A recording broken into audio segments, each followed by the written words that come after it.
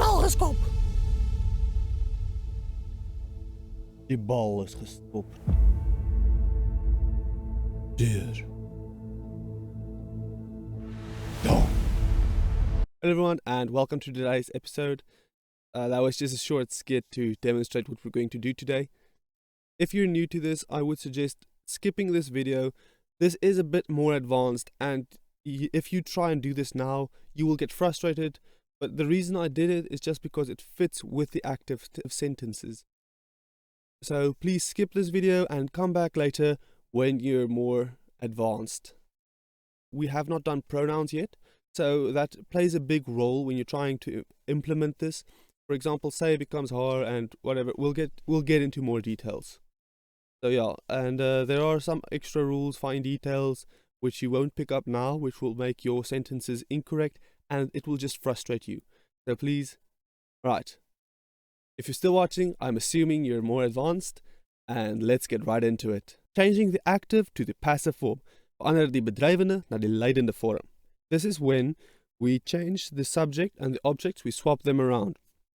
This is done to create the effect of focusing your attention on the last part, on who did it rather than what received the action, what was done. That's not as important as the main subject of the sentence, and that's why we do it. It's more used in literary comments, like I illustrated in the first skit. It was just for dramatic effect.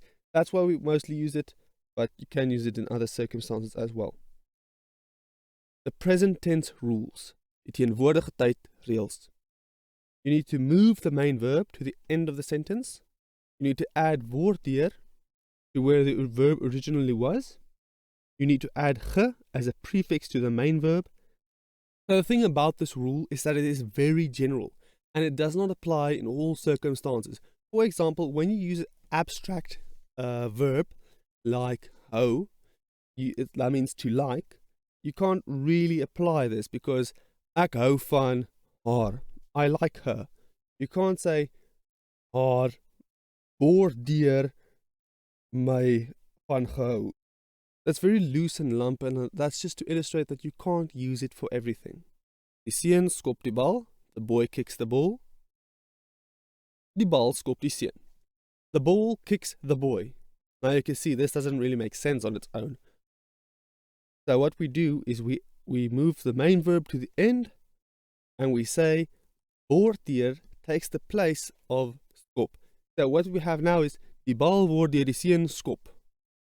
That you can't say that. You need to add the ge. Word deur die seun geskop. Past tense rules, verlede tyd reëls. This is my favorite. If you remember from the previous episode, it was the past tense is already where the verb is at the end, and it has the ge as a prefix. So it's really, really easy. Die seun het die bal geskop. Obviously, we change it around. Die bal het die seun geskop. We can't say that. We just change het to is deur. Die bal is deur die seun geskop. As simple as that. As you guys can see, ge is already added to skop, and the main verb is already at the end. So what more do you want? The thing here that a lot of even Afrikaans speakers get wrong is deur. We tend to say was deur because it makes sense. It's in the past tense, but when it's in the passive form, it's not was, it's is deur. Future tense rules. Toekomstige tyd reëls. Add deur, add ge as a prefix to the main verb, add word to the end of the sentence, and the helping verb stays right where it is.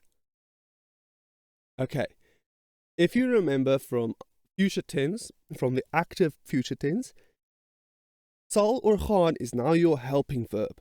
So it's not your main verb, it supports the main verb. It does not change when you change it to the passive form.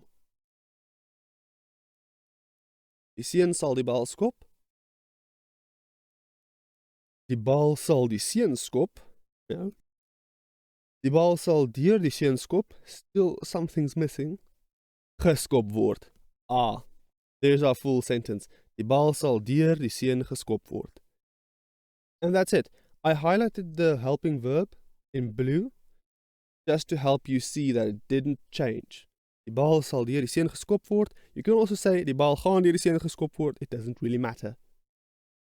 Exceptions. Okay, like I said before, these are not concrete rules. These are just general rules. There are a lot of examples that I'm not going into. These are just some that I thought I'd highlight for you. Die seun is 'n mens. Why I wouldn't use this in the passive sentence is because in many circumstances it wouldn't be applicable. For example, you can say music is sound. Essentially, that's what music is. But sound is not defined by music. So you can't say sound is music. It's in its essence wrong, but the sentence is still correct grammatically, even though what you're saying is blatantly wrong. So, die seun is 'n mens. 'n mens is die seun. That's the present tense form. Die seun was 'n mens. 'n mens was die seun. It sounds very, very wrong, especially with the determiners, because any person being the boy, even in English, it really doesn't make sense. But you can still say the sentence for explanatory purposes. Die seun sal 'n mens wees. 'n mens sal die seun wees. So that's still wrong. We can't say a person will be the boy or a person is the boy. That's just, but you can technically, it's grammatically correct. I don't say it. Now, I challenge you to try and put this in the passive sentence. I have broken my head on this, okay?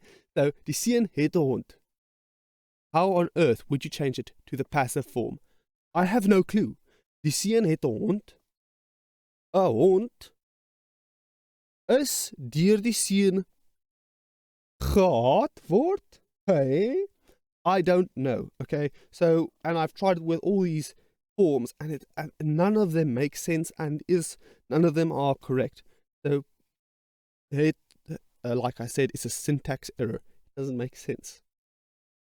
So this is very lump and loose, and I also wouldn't suggest using this. Like I said before, the passive form is not mainly used. It's used to supplement or draw attention to. So you can't use every sentence like that. You shouldn't use it like this. Die seun wil 'n hond hê. 'n hond wil die seun geheet word. You can say it, but please don't. Die seun wou 'n hond gehad het. I have no idea how to change that. Die seun sal 'n hond wil hê. 'n hond sal deur die seun geheet word. Yeah, like I said, very lump, very bad. What the sentence is actually just basically mean in English: the boy wants a dog. A dog wants to be had by a boy. But in Afrikaans form. Wil.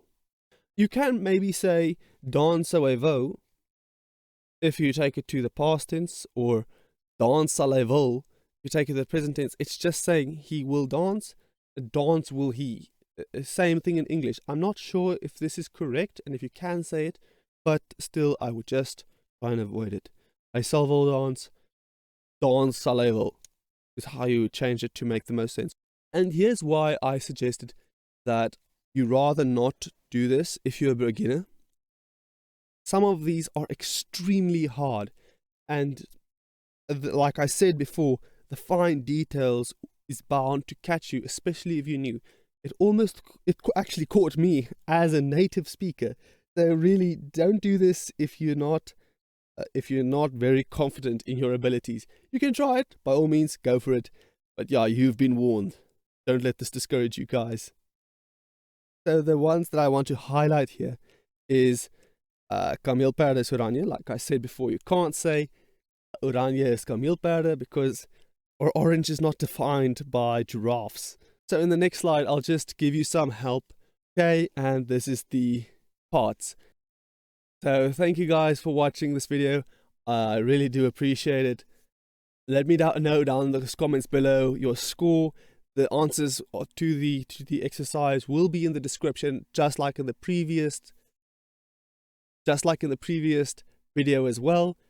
and I hope you have a great day. Thank you for watching, and I'll see you in the next episode.